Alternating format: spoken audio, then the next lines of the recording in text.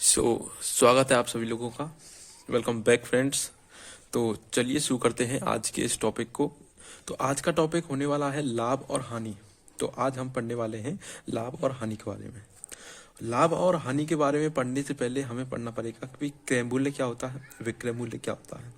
तो चलिए शुरू करते हैं।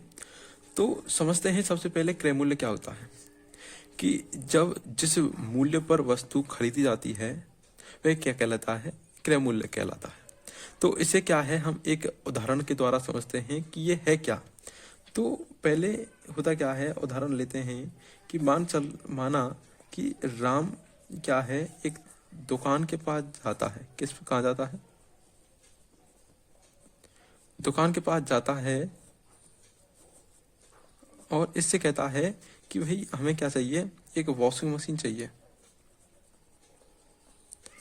वॉशिंग मशीन चाहिए। अब दुकानदार कहता है कि वॉशिंग मशीन है हमारे पास 2000 रुपये की। ठीक है।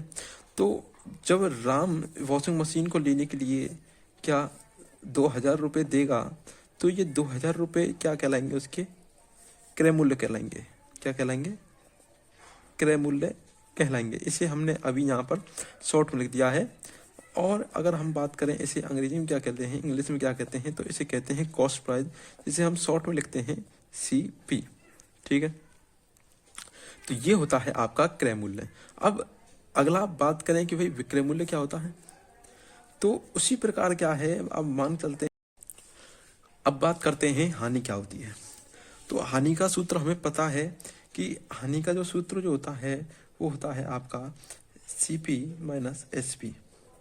इसमें एक स्पेशल बात ये हो जाती है कि इसमें जो CP जो है वो हमेशा बड़ा होना चाहिए SP। अगर आपकी ये कंडीशन है तो समझ जाना कि यहाँ पर क्या हो रहा है, आपकी हानि हो रही है। इसे एक एग्जाम्पल के द्वारा भी समझ सकते हैं कि जैसे राम जो है कि जो कॉस्ट प्राइस है वो थी आपकी 200 रुपये। ठीक है। उसने 200 रुपये में क्या है, एक पेन खरीदा। ठीक है। उसके बाद क्या करता है, वह उसी पेन को 150 रुपये में बेच देता है। अब यहाँ पर अगर हम देखें कि इसे लाभ हुआ है या हानि हुई है, तो इससे हमें अपना क्या है, जो हमने आपको सूत्र बताया था कि आपका SP बड़ा होना चाहिए CP से, या CP बड़ा होना चाहिए SP। ये कब लागू होता है? अगर हमें आपको पहले बताया कि जब अगर लाभ है तो SP बड़ा होगा, अगर हानि है तो CP बड़ा होगा। तो इसमें हम देख सकते हैं कि भाई जो CP है वह बड़ा है SP से, क्योंकि इसमें 2 से जो है वो 150 से बड़ा है। ठीक है। अब ये बड़ा है तो हम कह सकते हैं कि यहाँ पर क्या हुआ है, आपका लॉस हुआ है। अगर बात करें कि भाई कितना लॉस हुआ है, तो अब हम इसका क्या है, सूत्र लगा देते हैं कि हानि equal to CP minus SP। ठीक है। तो CP जो है वो हमारी 200 है और SP 150 है। तो जब हम इसे सॉल्व करते हैं, इसे घटाते हैं, सब्ट्रैक्ट करते हैं, तो इसका आता है यहाँ पर 15। तो यहाँ पर जो हमारा लॉस या हानि जो है वो कितनी हो जाती है, यहाँ पर उसे 50 रुपये की हो जाती है। आई होप यहाँ तक आपको समझ आया होगा। ठीक है। तो अब जो हम बात करने वाले हैं वो करने वाले हैं लाभ प्रतिशत की। तो पहले हमने सीखा कि लाभ किस प्रकार से निकलता है, आपका हानि किस प्रकार से निकलती है। ठीक है। उसके सूत्रों के बारे में हमने चर्चा की। तो आज हम बात करेंगे कि लाभ प्रतिशत किस प्रकार से निकलता है। ठीक है। तो हमें एक सूत्र पता है कि जो लाभ प्रतिशत होता है वो होता है आपका लाभ बट्टे कॉस्ट प्राइस इंटू 100। इसे हम इस प्रकार से लिख सकते हैं कि आपका प्रॉफिट बट्टे CP इंटू 100। ठीक है। उसके बाद अब आती है हानि। ठीक है। हानि प्रतिशत, जिसे हम कह सकते हैं आपका लॉस परसेंट। ठीक है, तो इसका जो आपका फॉर्मूला होता है वो होता है आपका लॉस बट्टे CP इंटू 100। अब इन दोनों में एक चीज हमें यहाँ पर दिखाई देती है कि जब भी हम या तो हम प्रॉफिट परसेंट निकाल रहे हैं या लॉस परसेंट निकाल रहे हैं, तो इसमें हमेशा क्या है, वो हमेशा CP पर ही निकाले जा रहे हैं।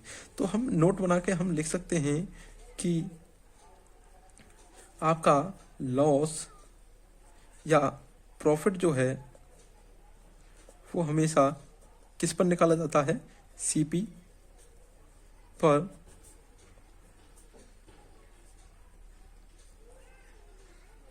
निकाला जाता है।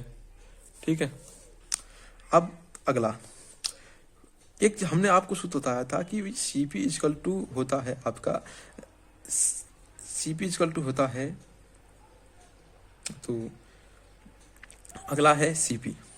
ठीक है, तो CP का एक सूत्र होता है CP का निकालने का कि SP इंटू 100 बट्टे 100 प्लस प्रॉफिट।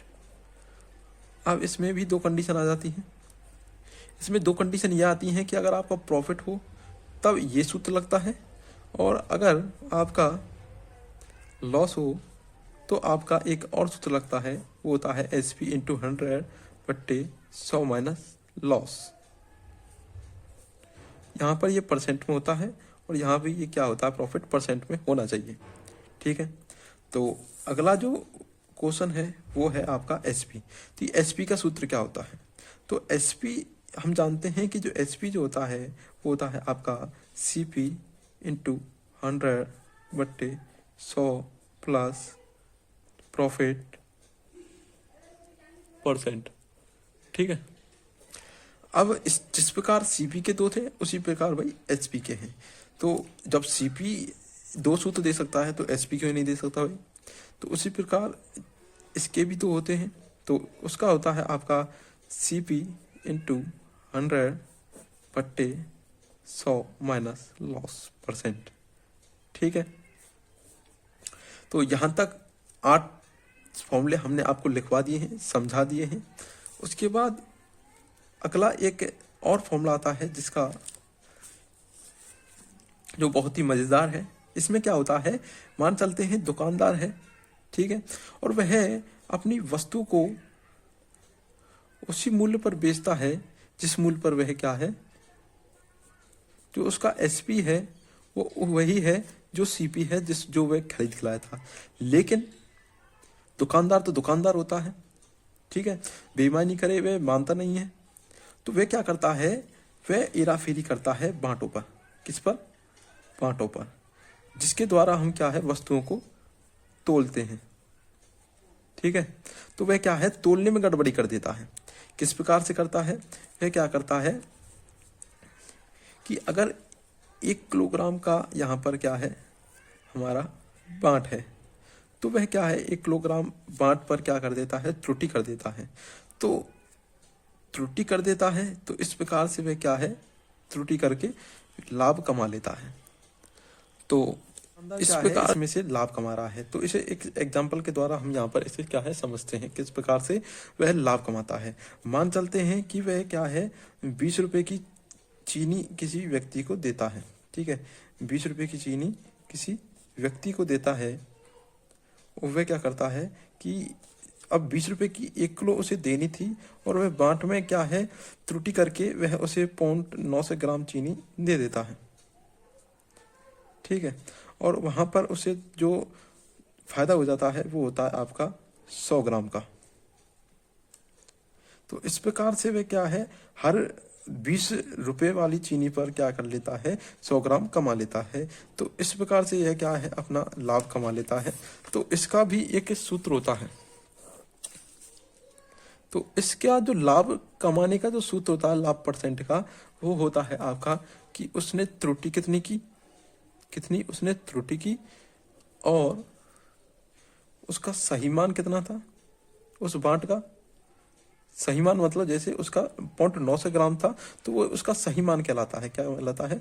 सही मान कहलाता है। ठीक है, तो त्रुटि इजकल टू लाभ परसेंट इजकल टू होता है त्रुटि बट्टे सही मान माइनस आपका त्रुटि। ठीक है, इन्हें ब्रैकेट में बंद कर लेते हैं और इनटू 100। तो इस प्रकार से हमें यहाँ पर उसका दुकानदार का लाभ परसेंट हम निकाल सकते हैं। ओके, सो इस वीडियो का जो हम एंड है वो यहीं करते हैं। तो मिलते हैं अगली वीडियो में। और आज हमने कवर किया है परिचय, तो अगली वीडियो में हम इस पर आधारित प्रश्न भी करेंगे और आपको समझाएंगे कि भाई किस किस प्रकार से क्वेश्चन आते हैं और किस प्रकार से उनको क्या है सॉल्व करना होता है।